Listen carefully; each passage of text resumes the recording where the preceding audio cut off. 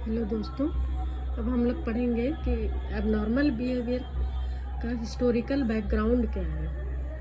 तो सबसे पहले क्या था कि इन सब के पीछे सुपर नेचुरल और मैजिकल फोर्सेस का ही हाथ होता था। लोग समझते थे कि सुपर नेचुरल कुछ पावर है, यानी कि भूत प्रेत के कारण ऐसा हो रहा है। इसको हम लोग बीमारी नहीं समझते थे। और पहले ओझा जो रहते थे, ओझा वो झाड़ फूक करने का प्रयास करते थे और इसको ठीक करने का प्रयास करते थे। बाद में इसके कुछ अप्रोचेज बताए गए, जैसे पहला है बायोलॉजिकल और ऑर्गेनिक अप्रोच। इसमें बोला जाता था कि कुछ बायोलॉजिकल कारण से डिसऑर्डर होता है, जैसे कुछ जीन्स की गड़बड़ी के कारण या कुछ मतलब बायोलॉजिकल गड़बड़ी के कारण ये डिसऑर्डर होता है। दूसरा था साइकोलॉजिकल अप्रोच। इसमें था कि दुनिया को समझने का नज़रिया गलत होता है। तीसरा है ऑर्गेनिज्मिक अप्रोच।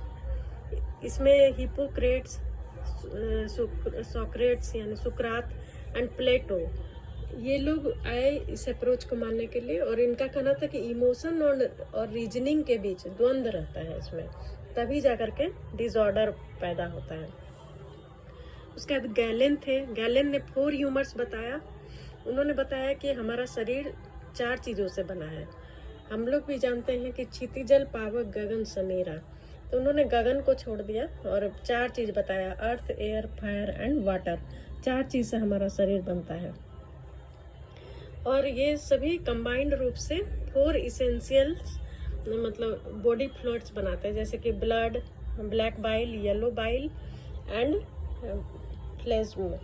और इन सब में जिसकी प्रधानता ज़्यादा होती है व्यक्ति का टेम्परामेंट वैसा होता है।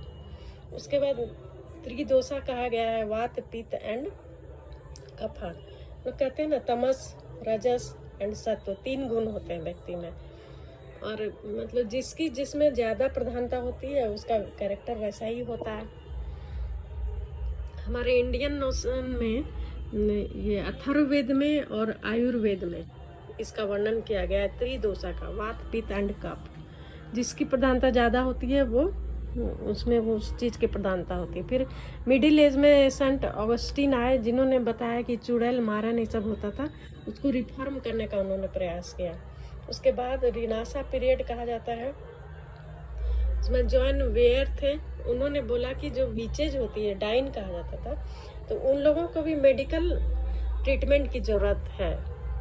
और उसके बाद 17th एंड 18th सेंचुरी आया, जिसे कि age of reason and enlightenment कहा जाता है, और जिसमें बहुत सारे रिफॉर्म हुए और इंस्टीट्यूशनलाइजेशन की शुरुआत हुई। बहुत सारे रिहेबिलिटेशन की कोशिश की गई, बहुत सारा रिफॉर्म हुआ। अब क्या होता है कि इंटर एक्शनल और बायो साइको सोशल अप्रोच कहा जाता है। इसमें कि हर चीज़ का अध्ययन किया जाता है, कुछ बायोलॉजिकल गड़बड़ी तो नहीं है, कुछ साइकोलॉजिकल तो नहीं है, कुछ सोशल गड़बड़ी तो नहीं है, और सब चीज़ को देख करके उसका इलाज किया जाता है, तब उस डिसऑर्डर को ख़त्म किया जाता है। तो इस तरह से ये हमारा हिस्टोरिकल बैकग्राउंड था एबनॉर्मल साइकोलॉजी के पीछे।